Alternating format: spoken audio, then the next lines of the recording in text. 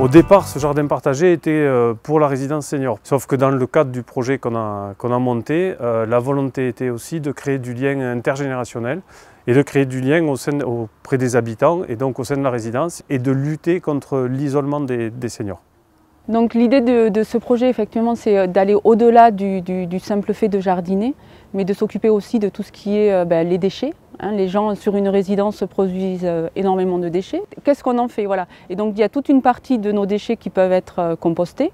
Et du coup, on a mis en place une zone de compostage dans la résidence.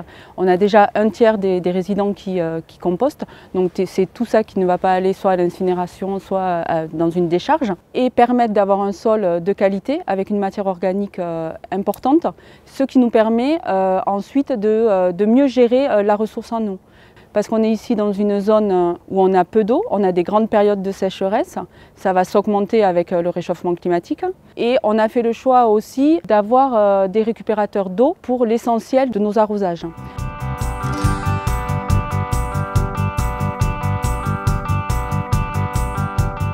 L'intérêt du bailleur dans le montage d'un dispositif tel qu'un jardin partagé ou une salle commune, au départ, c'est de créer donc un espace dédié quelque part à l'écologie, dédié à la culture urbaine, dédié aux habitants qui puissent effectivement avoir une nourriture saine plutôt que d'aller acheter des produits qui viennent de l'autre côté de la planète, d'impacter les gaz à effet de serre, etc. Et c'est aussi de créer du bien vivre ensemble, du lien social et de permettre aux gens de se rencontrer autour d'une activité.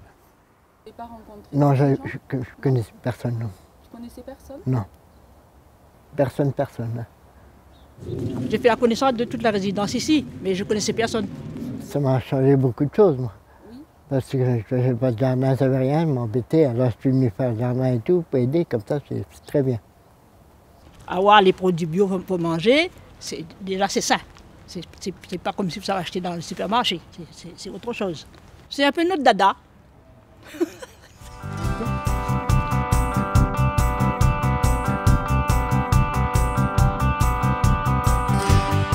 Ben, 6 mois après, on peut dire qu'effectivement il y a une évolution assez positive par rapport à ça, dans des peurs qui sont surmontées, le fait que les gens se parlent un petit peu plus, voilà, et des a priori qui tombent.